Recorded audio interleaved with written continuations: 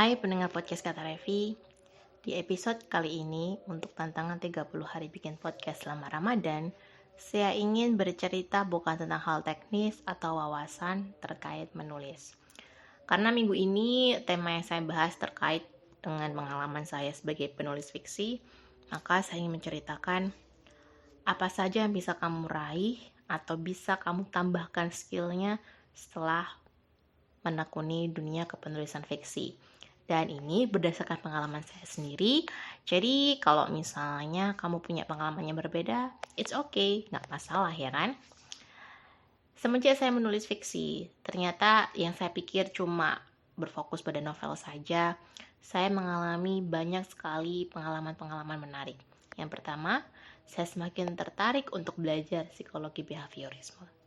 Padahal awalnya sih cuma tertarik sama pengembangan diri aja gitu ya kan. Jadi sejak remaja saya tuh sangat suka membaca buku-buku pengembangan diri seperti Seven Habits of Highly Effective People. Saya juga membaca versinya yang untuk remaja yaitu Seven Habits for Highly Effective Teens.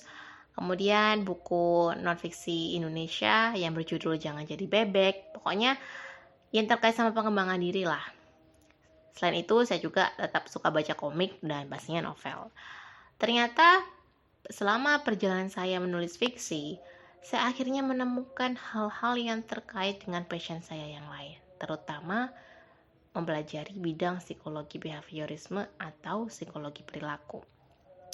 Ini akhirnya berkembang gitu ya untuk mendalami diri saya sendiri, sekaligus juga mengubah habit-habit yang jelek. Misalnya saya pernah punya fobia leadership, kemudian saya juga dulu orang yang terlalu ambisius gitu ya, terutama kalau punya goals. Saya sih bukan ambisius di kehidupan sehari-hari, tapi lebih dikenal sebagai pelajar yang ambisius gitu. Jadi stresnya tinggi banget kalau soal bidang studi atau waktu sekolah dan kuliah. Karena memang pengen banget gitu untuk mendapatkan juara pertama. Tapi ya udahlah, itu kan pelajaran saya semasa muda yang akhirnya membuat saya ketika sekarang dewasa, setelah lulus kuliah beberapa tahun dan belajar banyak hal, akhirnya saya tahu bahwa ternyata ambisius terlalu berlebihan itu nggak baik dan lain-lainnya. Oke, back to the topic lagi. Gimana hubungannya perkembangan yang saya lakukan setelah saya mendalami dunia fiksi? Jadi setelah saya menulis belasan novel dan menerbitkan 27 judul buku solo, hal pertama yang saya notice adalah saya semakin memahami karakter fiksi itu tidak hanya dari dimensi fisik atau dimensi wataknya, tapi juga saya berusaha menggali background-nya lebih mendalam. Baik itu alasan-alasan si tokoh untuk melakukan sesuatu, saya selalu mencari tahu alasan yang mendasari sikap mereka. Entah itu tindakan yang di mata kita sebagai manusia normal itu salah, atau yang memang sesuai dengan norma. Semuanya pasti punya alasan. Dan saya akhirnya semakin kesini itu semakin suka membuat karakter yang bukan abu-abu sih, tapi ya kekurangan sama kelebihannya itu manusiawi gitu. Jadi ada pembaca yang marah gitu ya, ada juga pembaca yang bersimpati, tergantung dari sudut pandang yang diambil oleh pembaca. Dan ternyata ini sangat berpengaruh untuk memahami diri saya sendiri. Ketika saya berusaha membuat karakter yang dimensinya tidak cuma sekedar hitam putih, akhirnya saya memandang diri saya sendiri dengan hanya tidak dalam koridor benar dan salah. Contohnya, kalau dalam membuat cerita fiksi, saya akan membuat misalnya karakter antagonis itu punya alasan gitu untuk melawan atau menghalangi tujuan dari tokoh utama. Kalau paling gampang sih ketika kita melihat contohnya Thanos ya. Saya paling suka nih bikin contoh dari The Avenger karena paling mudah gitu ya untuk dibuat perumpamaan. Thanos ini kan di mata kita kan penjahat ya, karena berusaha menghilangkan sebagian besar penduduk bumi, yang artinya membunuh gitu kan. Tapi di mata Thanos dan pendukungnya, Thanos itu malah menyelamatkan bumi karena manusia itu semakin lama semakin tidak bertanggung jawab, hanya mencemari bumi, membuat polusi, dan membuat bencana alam, yang artinya juga berbahaya untuk orang-orang yang tinggal di sana. Disinilah Thanos melihat bahwa dia memiliki misi untuk membuat bumi kembali sehat gitu, walaupun harus membinasakan banyak populasi manusia. Nah, kan alasan-alasannya dijelaskan gitu kan. Dari sudut pandangnya Thanos dia nggak bersalah gitu kan, dia punya alasan. Tapi dari sudut pandang kita dan juga Avenger yang punya keluarga, pasti itu sesuatu yang amoral gitu ya, karena membunuh itu, membinasakan orang lain. Akhirnya ketika saya melihat diri saya sendiri yang kok saya kok ambisius ya, saya kok kayaknya terlalu mengejar nilai ya. Awalnya mungkin saya memandang diri saya itu salah, tapi di sisi lain akhirnya saya paham kenapa saya bisa seperti itu.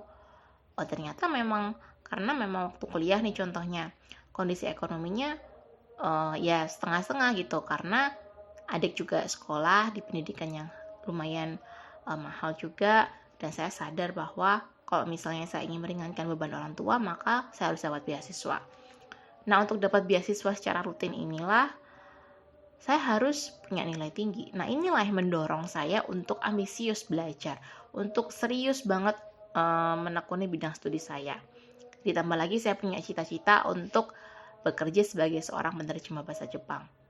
Saya bukan seorang lulusan SMA dengan jurusan bahasa asing. Saya cuma bisa baca hiragana katakana. Saya juga harus bersaing dengan teman-teman seangkatan yang lulusan SMA dan belajar bahasa Jepang lebih lama dari saya. Otomatis saya harus effort 3 kali lebih besar. Nah, inilah yang akhirnya membuat saya merasa bahwa yang dulunya saya cuma memandang bahwa saya adalah orang yang ambisius dan itu jelek.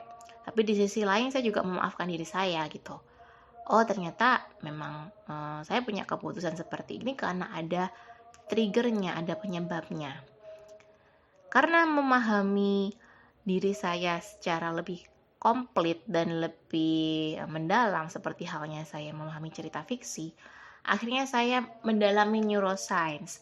Saya belajar lebih banyak dan sekarang menjadi orang yang lebih rileks, belajar untuk bisa menyeimbangkan antara pekerjaan, lalu waktu dengan orang tua, dan juga untuk jalan-jalan gitu. Rileks gitu jadinya. Penyakit asam lambung saya akhirnya amat sangat jarang kambuh. Kalaupun kambuh biasanya karena memang gak fit ya. Alhamdulillahnya sekarang itu setiap kali makan saya gak tersiksa, karena waktu asam lambungnya belum sembuh, meskipun jam makannya itu tepat waktu, saya akhirnya selalu tersiksa karena selalu batuk kencang sebelum makan, setelah diisi pun juga tetap batuk kencang, jadi menyiksa gitu setiap kali makan. Padahal saya adalah penggemar makanan gitu, saya bukan orang yang terlalu pilih-pilih. Jadi seperti itu, dari yang awalnya belajar karakter fiksi, akhirnya saya belajar memahami diri saya sendiri, dan akhirnya bermanfaat untuk mengubah kebiasaan-kebiasaan atau mindset jelek saya. Itu yang pertama, jadi ada efeknya buat diri saya sendiri. Nah yang kedua, setelah saya belajar storytelling dalam fiksi, saya juga belajar tentang membuat plot yang menarik, gimana caranya untuk membuat si karakter ini terlihat meyakinkan gitu kan. Lalu ada dinamikanya, ada naik turun di dalam cerita fiksi. Akhirnya, saya punya kemampuan untuk membuat storytelling brandnya atau klien saya yang kebingungan mereka ini mau diarahin kemana gitu brandnya. Karena branding sekarang itu bukan cuma membuat konten estetik. Banyak juga orang-orang yang mereka membangun brand lewat podcast atau lewat tulisan di blog gitu ya kan. Jadi bukan sesuatu yang sifatnya estetik di media sosial doang. Nah, disinilah akhirnya saya menemukan makna bahwa storytelling atau cerita yang relevan dan juga bermanfaat untuk audiens itu bisa membuat mereka punya rasa percaya kepada brand yang kita punya, entah itu personal branding atau bisnis. Kalau sudah percaya, maka kemungkinan besar memberikan kepercayaan pada produk yang kita jual atau jasa yang kita punya. Jadi bahkan saya juga membaca buku Building a Story Brand karya Donald Miller. Beliau adalah seorang penulis skenario yang akhirnya terjun di dunia marketing. Nah, di sini kan akhirnya terlihat ya bahwa menulis fiksi itu bisa gitu dimanfaatkan untuk copywriting juga atau untuk membuat konten yang sifatnya membangun branding. Dari sinilah akhirnya saya berkembang gitu karir copywritingnya, lalu berkenalan dengan banyak teman-teman penulis yang lain, dapat job juga gitu kan dari networking tersebut. Limitless gitu. Saya merasa bahwa dari menulis fiksi, lalu menekuni ilmunya dan memahami lapisan-lapisan yang terkait dengan elemen fiksi itu, ternyata manfaatnya malah luar biasa gitu. Saya menghubungkan titik-titiknya. Nah, sekarang buat kalian teman-teman yang masih ragu untuk mulai menulis novel atau membuat cerpen dan kalian merasa bahwa nulis fiksi itu sia-sia aja. Setelah mendengarkan podcast ini, saya harap kamu tidak mengabaikan impian atau ide yang membuatmu gelisah selama ini. Karena tenaga dan energi menulis yang paling kuat adalah tenaga yang muncul karena kegelisahan. Ketika saya menulis novel, pasti ide itu sudah berkeliaran setiap hari dan membuat saya akhirnya memutuskan untuk menuliskannya. Dear fiction writers atau teman-teman pendengar podcast Kata Revi, gimana menurutmu setelah mendengarkan cerita dari saya? Semoga podcast kali ini bermanfaat buat kamu dan jangan lupa untuk follow Instagram Kata Revi, @REFFI dan join Telegram channelnya yang bisa kamu ikuti di dalam kolom deskripsi podcast ini.